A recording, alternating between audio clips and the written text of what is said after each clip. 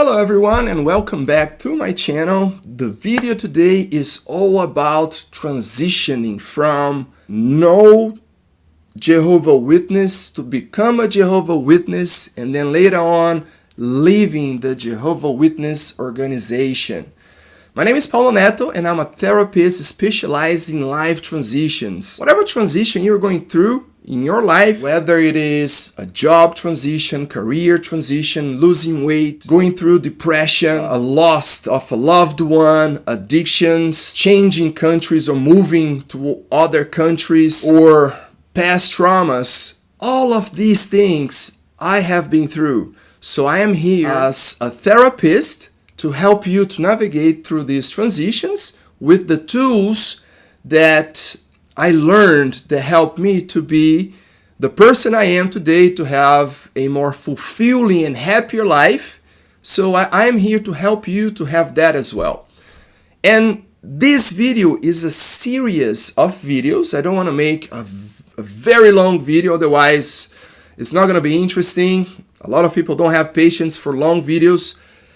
And so please bear with me. English is not my first language. I just hope that I thank you guys firsthand for your understanding, and I'll do my very best to make this video as short as possible and this story as attractive as possible for you, not only to learn if you are an ex-Jehovah Witness or if you are still a Jehovah Witness but you are a little bit lost, or if you know anyone who is a Jehovah Witness and is struggling right now, I ask you to share this video with them. There is a lot of informations that I'm about to share that can share a light, bring some light to people that right now are lost, like I was before.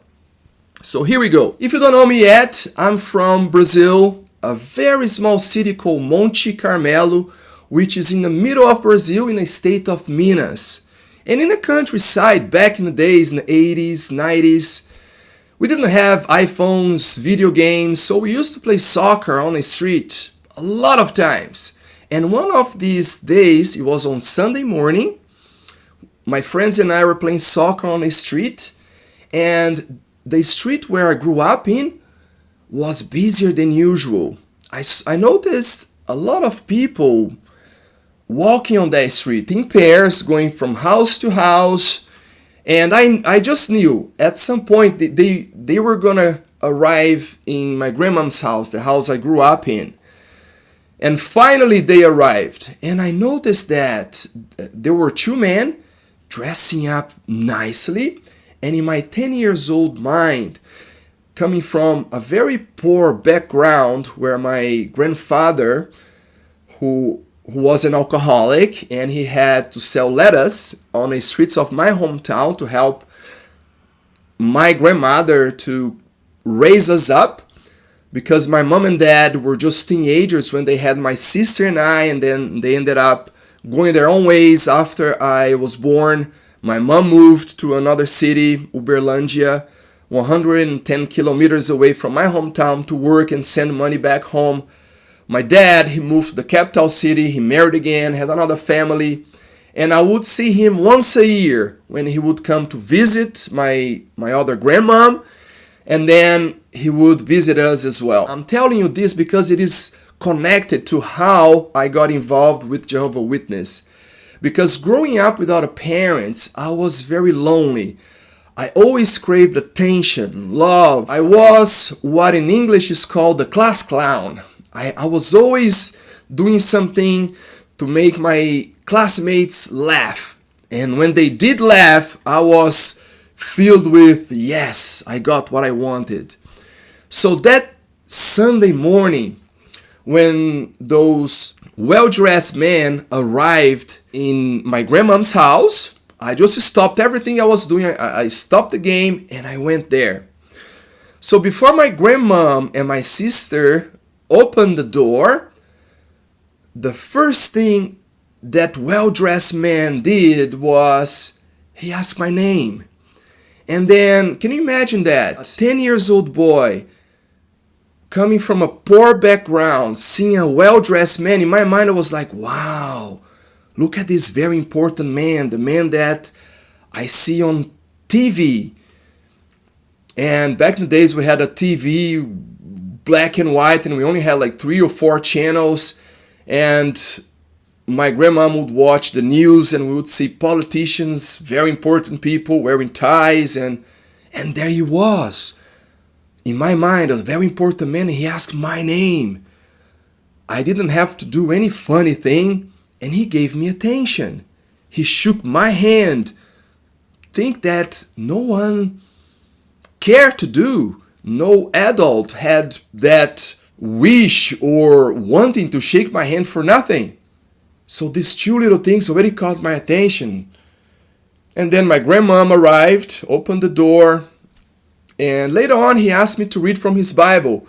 I remember it was the book of Psalm 83:18, which in their Bible says the name of God is Jehovah. He asked me to read, and right after I read from their Bible, he gave me a compliment. He said, "Wow, you're a very smart kid. Your reading is very good." I felt just like a street dog, a street puppy, that you just give a little love, attention, the street dog starts following you. And I was hooked immediately. And to make things even better, he showed me a magazine with a perfect world in it. A magazine with colorful pictures with a child in it, playing with wild animals like a lion. And I was in such a wonderful place in my mind thinking, that's really what I want. Because in my heart, inside of me, I was lonely. I craved for some sort of fulfillment that unfortunately my parents couldn't give me.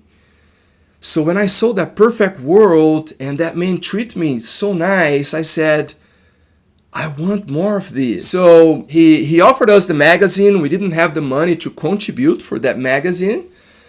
So he ended up giving it to me freely because we were very poor. We didn't have money to contribute for it. So he gave it to me. And I just knew some of my neighbors were Jehovah's Witnesses. So without losing time, I crossed the street. I went to my neighbor, to this day still a Jehovah's Witness. And I asked her, hey, can you please be my teacher and teach me this magazine? And tonight, can you please take me to the church or Kingdom Hall? That's how they call it. And she said, yes, I can do that. So that's how I met Jehovah's Witness. And that night, it was my first time going to one of their meetings. And I went there specifically because I wanted to see that man again. He gave me something that I always wish my father had given me. Love, attention, and I felt special. So I wanted more of that. So I went there because I wanted to see that man again. And so that's it. I'm going to stop here. That's so much more to share. But that's how I met Jehovah's Witness. And again, if you know anyone who is a Jehovah's Witness or is an ex-Jehovah's Witness, please share this video with them. Give this video a like because doing so will help this video to go to more people. And it will end up helping people who are going through or went through what I went through in the past. So this is just a beginning of a series of videos that I'm about to make just only on about this subject, okay? So thank you for staying with me to the end of this video. Thank you for your patience with my English. And if you need any help with any of the life transitions I mentioned before in the beginning of this video, I am here for you. Just reach out, you are not alone, and I will see you in the next video. Thanks for watching.